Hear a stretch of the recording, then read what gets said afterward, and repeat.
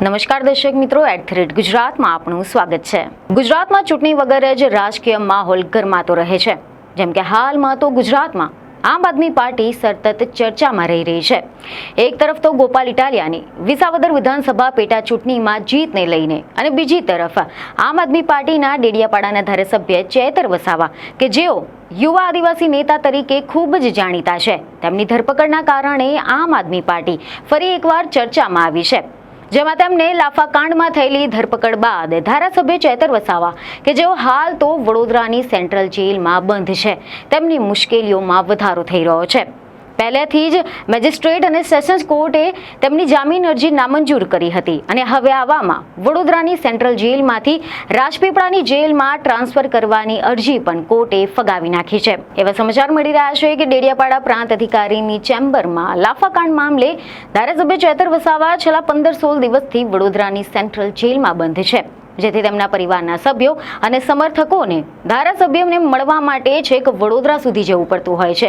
જેથી આ મામલે ધારાસભ્ય ચેતર વસાવાના વકીલ દ્વારા ડેડિયાપાડાની કોર્ટમાં ચેતર વસાવાને જેલ ટ્રાન્સફરની અરજી કરવામાં આવી હતી, જેને ચીફ જ્યુડિશિયલ મેજિસ્ટ્રેટ દ્વારા ફગાવી દેવામાં આવી છે। એટલે કે અહીંયા પણ ધારાસભ્ય ચેતર વસાવાની મુશ્કેલી વધતી જોવા મળી રહી છે। અહેવાલ એવા મળી રહ્યા છે કે આમ આદમી પાર્ટીના ધારાસભ્ય ચેતર વસાવા હાલ તો વડોદરાની સેન્ટ્રલ જેલમાં છે, જેથી તેમના વકીલ દ્વારા ડેડિયાપાડાની એડિશનલ ચીફ જ્યુડિશિયલ મેજિસ્ટ્રેટ કોર્ટમાં જેલ ટ્રાન્સફરની અરજી કરવામાં આવી હતી, જેમાં ચેતર વસાવાના વકીલ દ્વારા કરવામાં આવેલી અરજીમાં એવી દલીલ કરવામાં આવી હતી કે ધારાસભ્યના પરિવારજનો અને તેમના સમર્થકોને તેમને મળવા માટે છેક વડોદરા જવું મુશ્કેલ બની ગયું છે। આથી ચેતર વસાવાને રાજપીપળાની જેલમાં મોકલવામાં આવે। જો કે અહેવાલ એવા મળી રહ્યા છે કે સરકારી વકીલ મુકેશ ચૌહાણે આની સામે એવી દલીલમાં રજૂઆત કરી હતી કે વડોદરા વધારે દૂર નથી, ધારાસભ્યના પરિવાર પાસે અવરજવર માટે સાધનો પણ છે। એટલું જ નહીં, આમ આદમી પાર્ટીના આગેવાનો દ્વારા સોશિયલ મીડિયામાં જે ઉશ્કેરણીજનક નિવેદનો કરવામાં આવે છે તેના કારણે કાયદો અને વ્યવસ્થા ખોરવાય તેવી શક્યતા છે।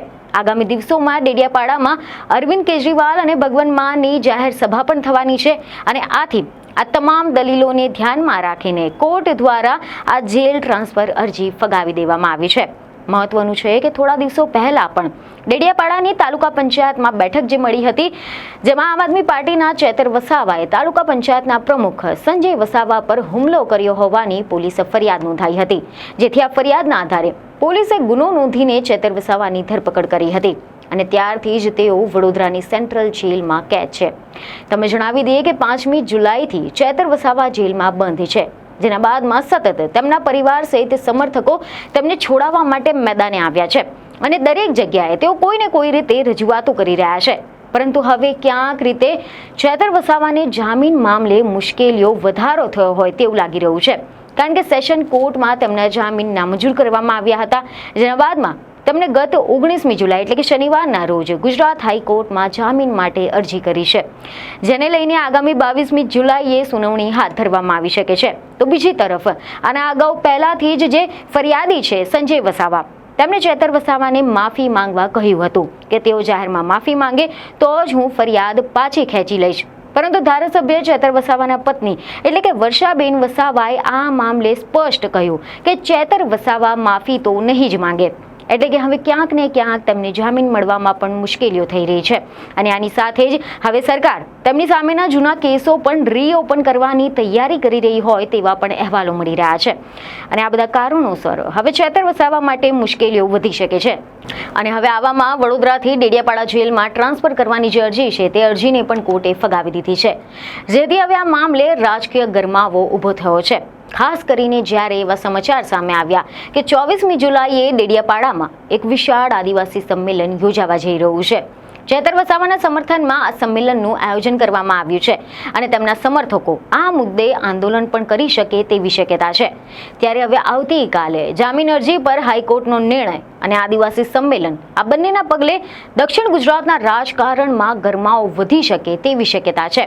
અને હવે આપણે નજર કરીએ કે જે ફરિયાદ કરવામાં આવી છે તે ફરિયાદમાં ચેતર વસાવાની સામે શું આક્ષેપ કરવામાં આવ્યા છે તેવા અહેવાલ મળી રહ્યા છે કે આ કેસમાં ફરિયાદ પક્ષના આક્ષેપો એવા કરવામાં આવ્યા છે કે થોડા દિવસો પહેલા ડેડિયાપાડા પ્રાંત ઓફિસરની કચેરી ખાતે એટીવીટીની બેઠક મળી હતી અને આ બેઠકમાં સરકારી અધિકારીઓ, હોદ્દેદારો ઉપરાંત આમ આદમી પાર્ટીના ધારાસભ્ય ચેતર વસાવા પણ હાજર રહ્યા હતા. અને તે સમયે કમિટીમાં તેમના સભ્યોનો સમાવેશ ન થતા ચેતર વસાવા ઉશ્કેરાઈ ગયા હતા અને તેમને સાગબારા તાલુકા પંચાયતના મહિલા પ્રમુખને અપશબ્દો કહ્યા હતા. અને આની ઉપરાંત તેમને ડેડિયાપાડા તાલુકા પંચાયતના પ્રમુખ સંજય વસાવાને કાચનો ગ્લાસ છૂટો મારીને જીવ લેવાની ધમકી પણ આપી હતી. જો કે આ બનાવના પગલે સંજય વસાવાએ ડેડિયાપાડા પોલીસ મથકમાં આમ આદમી પાર્ટીના ધારાસભ્ય ચેતર વસાવાની વિરુદ્ધ એફઆઈઆર નોંધાવી હતી. પોલીસે આ ગુનામાં ચેતર વસાવાની ધરપકડ કરી હતી. તો બીજી તરફ સામા પક્ષ એટલે કે ચેતર વસાવાના સમર્થકો, તેમના પરિવારજનો અને આમ આદમી પાર્ટી દ્વારા એવા આક્ષેપો કરવામાં આવ્યા છે કે ધારાસભ્ય ચેતર વસાવા પર અનેક ખોટા કેસો કરવામાં આવ્યા છે, તેમને જેલમાં પણ મોકલવામાં આવ્યા છે, પરંતુ તેઓ ક્યારે પણ સરકારની આવી ષડયંત્રકારી રાજનીતિથી ડરીને પીછે નહીં ઘટે. તેઓ હંમેશા લોકો માટે અવાજ ઉઠાવતા રહેશે. તો આની સાથે જ તેમના સમર્થકોએ તેમજ આમ આદમી પાર્ટી દ્વારા એવો દાવો કરવામાં આવ્યો છે કે હાલમાં જ ધારાસભ્ય ચેતર વસાવાએ મનરેગા કૌભાંડ ખુલ્લું પાડ્યું અને અબજો રૂપિયાના કૌભાંડમાં સરકારના મંત્રી બચુભાઈ ખાબડના બંને દીકરાઓ અને કોંગ્રેસના પૂર્વ ધારાસભ્ય હીરા જોટવા અને તેમના દીકરાઓ તેમજ સાગરીતોની સંડોવણી સામે આવી હતી અને હાલ તેઓ જેલમાં છે. અને આ તપાસને અટકાવવાના ભાગરૂપે ધારાસભ્ય ચેતર વસાવા પર ખોટા કેસ કરવામાં આવ્યા છે. ધારાસભ્ય ચેતર વસાવા પહેલા પોતે ફરિયાદ દાખલ કરવા ગયા હતા, તેમ છતાં પણ તેમની ફરિયાદ પર કોઈ પણ તપાસ કે કાર્યવાહી ન કરવામાં આવી હતી, જેનાથી સ્પષ્ટ થાય છે કે પોલીસ દ્વારા એક તરફી કાર્યવાહીને ધારાસભ્ય ચેતર વસાવાને ખોટા કેસ કરીને ફસાવી દેવામાં આવ્યા છે. આની સાથે જ તેમણે માંગ કરી છે કે ગુજરાતના મુખ્યમંત્રી આ મુદ્દા પર તાત્કાલિક ધોરણે પગલાં ભરે અને ગુજરાતમાં ન્યાયની સ્થાપના કરે. તો આ અંગે તમારો શું અભિપ્રાય છે તેમને કોમેન્ટમાં જરૂરથી જણાવો. બીજને ખબરો સાથે ફરી મળીશું. ધન્યવાદ.